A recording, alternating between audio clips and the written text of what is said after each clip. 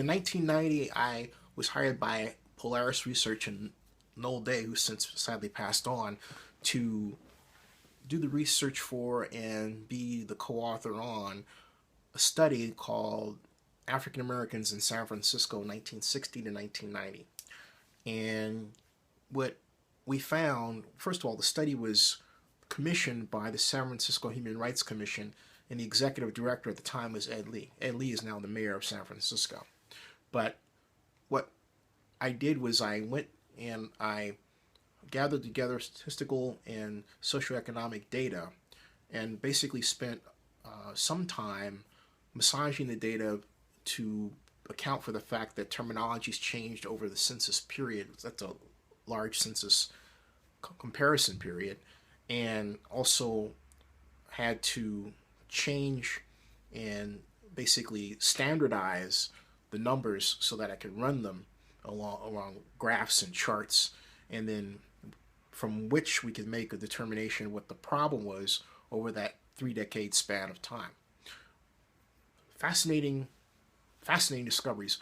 What was personally interesting to me is the finding that, it's buried way deep down there, but as we as people, African Americans, have improved in our levels of education, the birth rate went down. And because, well, logical reason, you take time off or take time away to focus on school as opposed to starting a family. And so if you start a family at all, it's much later in life. So that difference between blacks, Latinos, whites, and Asians used to be quite dramatic in the 60s, with whites having a lower birth rate, higher education levels, but then coming more together. I don't know what they are today. Beyond that, of course, at the time the study was done, what we found was that a key component of the reason for San Francisco's then 10% African American population rate was housing. No surprise there. At the time, rents were as high as $800 for a one-bedroom apartment in San Francisco, and roughly they'd risen to the point where they were 90% of the median income for an African American family. Now, it's obviously much more dire than that in terms of its comparison, if you consider that the average price for a home in San Francisco is over $1 million. But then the other component was the decline in manufacturing jobs versus the increase in service jobs. The change in economic structure really harmed African American ability to generate a great economic living. And for those African Americans that couldn't, do so, they obviously left San Francisco. What happened was that when they left San Francisco, I should say, like others, whites, Asians, other ethnicities, would sort of, for the most part, leapfrog Alameda County or go to San Mateo County or other parts of the Bay Area, or leave the region. And the reason for that was simply, you can't, if you've got a situation where you're losing your job and yet housing costs are consistently growing and affordable housing opportunities are less, it's harder for you to stay in San Francisco. The other major problem was that there weren't really great job training systems to make sure that African Americans were properly retrained for service jobs. And then, of course, also there were hiring problems in the private sector at the time. Now, the good news at the time was that government was hiring African Americans at a better rate than the private sector in San Francisco, and in some cases, particularly with respect to the city and county of San Francisco, we were overrepresented in certain positions.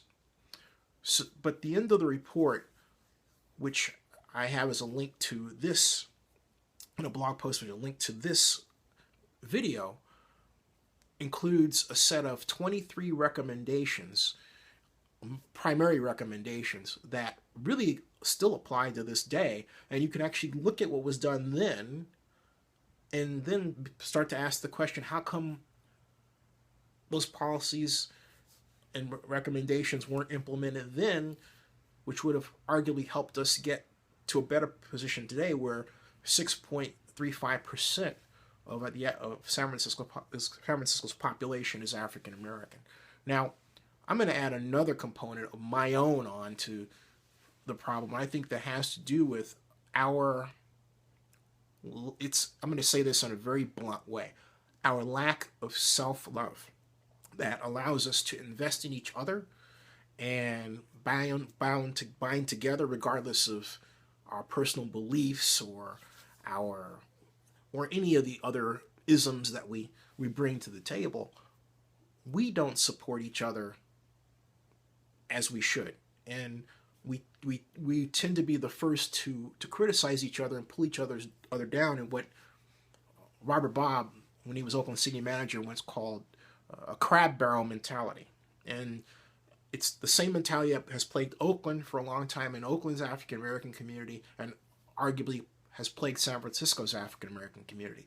You have to want to lift everyone. You have to want to lift each other up rather than be so quick to divide. And that's that. If that were not a problem, I think I'm going to boldly say this: that 6.35% would be 7.35%. I firmly believe that, because there would be a stronger support group. That's not there. That's a nationwide problem. That's a problem that, if you're listening to this, you'd say that's a problem that goes back to slave days. The bottom line is the problem must be addressed and stopped, among others. My last name is Abraham, which is Jewish. For a time, I got in the mail, a newsletter from Hillel, which is a Jewish organization. And Hillel, they didn't know. How I got on there, I don't know. But the bottom line is, well, my last name, but my point is that at the back of the newsletter were these grant programs and loan programs that you can apply to get assistance because you're Jewish. Emily's list is a political list to support women who go into politics. How come there's no black equivalent? Just think about it, right? So you start adding this up, and part of the problem, a large part of the problem, has to do with our inability or lack of desire to really band together in a way that's really truly effective. So if we can add a solution to the problem I just discussed onto the other recommendations, I think San Francisco will be further ahead in the future.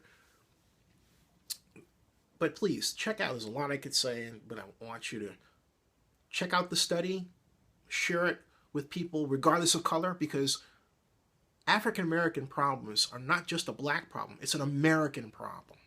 It's an American problem.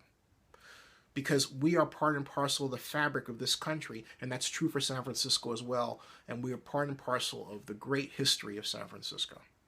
Thanks.